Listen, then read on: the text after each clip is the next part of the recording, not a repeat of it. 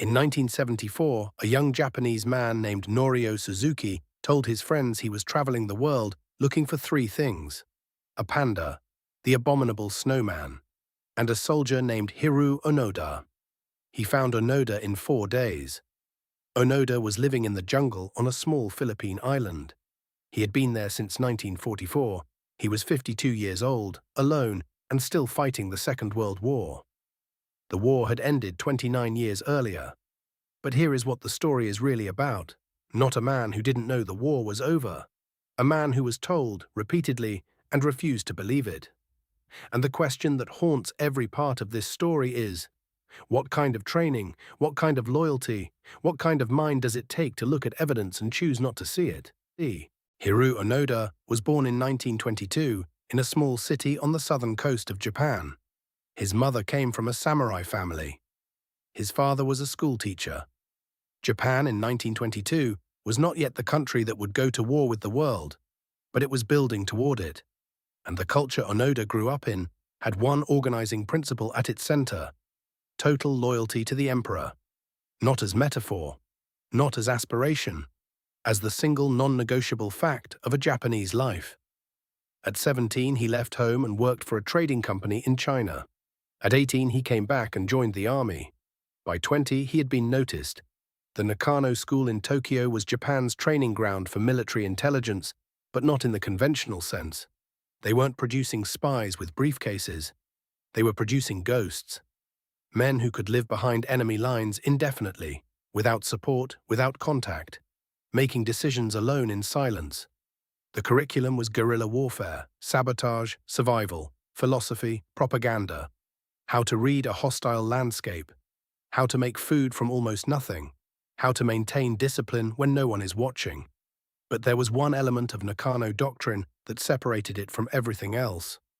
While ordinary soldiers were expected to die rather than surrender, Nakano graduates were trained to do the opposite: stay alive.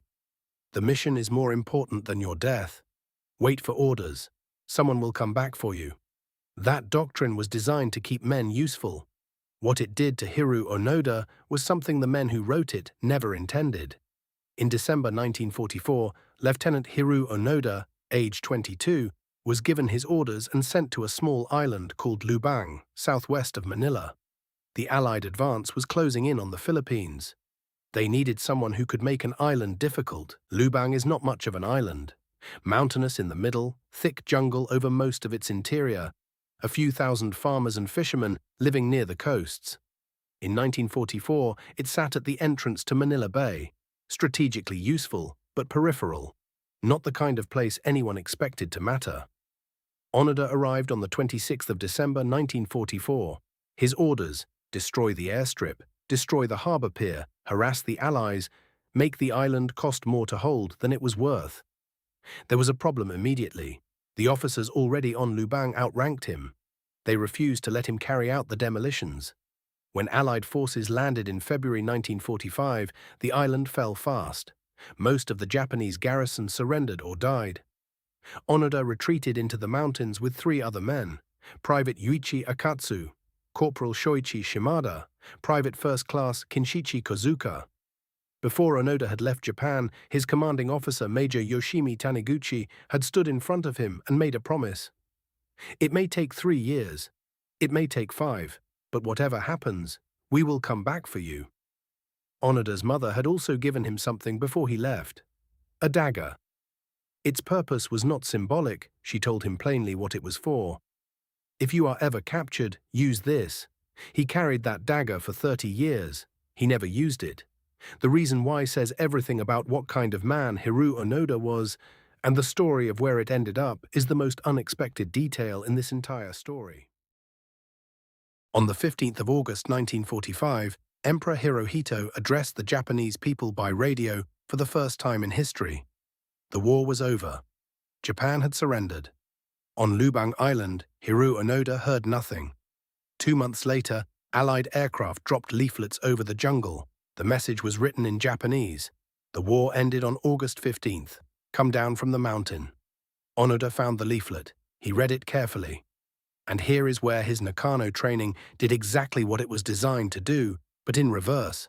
He had been taught that the enemy would use psychological operations, that they would drop false communications to demoralize holdouts, that surrender propaganda would look exactly like legitimate orders. The test was simple. Legitimate orders came through the correct chain of command, from a superior officer in person. Nothing else was trustworthy. No superior officer had come, therefore the leaflet was fake. The war was not over. In 1949, Private Akatsu quietly separated from the group. He survived 6 months alone in the jungle before surrendering to Filipino forces. Onoda and the remaining 2 considered it desertion. They became more careful, more certain they were right.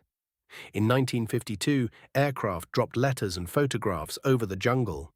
Letters written in the handwriting of their mothers. Photographs of their families. Onoda studied each one and concluded they were forgeries. He held his position. What no one on the outside understood yet, and what would take another 20 years to solve, was that there was only one person on Earth who could end Hiroo Onoda's war. And finding him would prove stranger than anyone expected. Here is the detail that changes this story from strange to genuinely haunting. Japan rebuilt, not slowly, not reluctantly, with a speed and totality that shocked the world. The country that Hiroo Onoda had gone to fight for, the empire built on honor and sacrifice and absolute loyalty to the emperor, dismantled itself after 1945 and built something completely different in its place. By 1952, Japan had sovereignty again. By the early 1960s, it was one of the fastest-growing economies on Earth. Tokyo hosted the Olympics in 1964. Japanese cars were on American roads. Japanese televisions were in American living rooms. In 1969, the Apollo 11 mission landed on the moon, and Japanese families watched it live on the technology their country had built, in the prosperity their country had created. Onoda's parents grew old. His father died. Japan's government officially declared him dead in 1959. On Lubang Island, he was patching the same uniform he had arrived in, maintaining his rifle, planting crops in jungle clearings, writing intelligence reports that no one would ever read. He and Kazuka had been together for 15 years by then. Closer, Onoda would write later, than brothers. They had developed a rhythm, raids, foraging, moving camp, watching the coast, a life with its own routines, its own logic, its own seasons. In 1954, Shimada had been shot dead by a Filipino search party. 2 men now, just 2 in the green silence of a war the rest of the world had forgotten was still being fought. On the 19th of October 1972, Hiroo Onoda and Kinshichi Kozuka were conducting a raid on a rice store near a village on Lubang's western coast. Filipino police intercepted them. In the exchange of fire, Kozuka was shot twice. He died before Onoda could move him. They had been together in that jungle for 27 years. They had eaten together, slept in the same shelters, made every decision together. Kozuka was the last person on Earth who understood what Onoda's life was. The last person who shared it. Onoda carried the body into the trees and buried him. Then he went back into the jungle alone. When news of Kozuka's death reached Japan, it caused a shock. Both men had been declared dead for over a decade. If Kozuka had just been killed in combat, Onoda might still be alive. A search was organized. Military aircraft flew over the island broadcasting messages. Family members stood at microphones and recorded their voices, speaking directly to the man they had last seen at age 22. Onoda heard his own family's voices drifting through the jungle canopy. He concluded it was another psychological operation, more sophisticated than the others, more carefully produced. He went deeper into the trees. He was 50 years old. He had been alone in that jungle for more than a year. And he was, by every measure, still waiting, still completely certain that Major Taniguchi would eventually come back for him. What he could not possibly have known was that by 1974, the Major was not a soldier anymore. He was a bookseller. In early 1974, a 24-year-old Japanese student named Norio Suzuki told his friends he was going to find Lieutenant Onoda, a panda, and the abominable snowman. In that order. He arrived on Lubang. He went into the jungle. He found Onoda in 4 days. Every organized military search, and there had been many, had found nothing. A young man with a backpack found him in 4 days. Suzuki came around a tree and Onoda had a rifle trained at his chest. Suzuki did not run. He said calmly, "Onoda-san, the emperor and the people of Japan are worried about you." Onoda later admitted it was an effective opening. The two men talked for hours, but Onoda would not move without a direct order from his commanding officer. That had always been the rule. The only rule, really. Suzuki left with photographs as proof that the soldier was alive. Back in Japan, the government began searching for the man who had given Onoda his orders in 1944. Major Yoshimi Taniguchi. They found him living quietly, running a small bookshop. He was rather surprised to receive a call from the Japanese government asking him to fly to the Philippines to relieve a soldier he hadn't seen in 30 years. Taniguchi agreed. He got on a plane. He was, after all, going to keep a promise. On the morning of the 9th of March 1974, Major Yoshimi Taniguchi stood in a forest clearing on Lubang Island and read the order aloud. The Imperial Command had ceased all combat activity. Lieutenant Onoda was formally relieved of duty.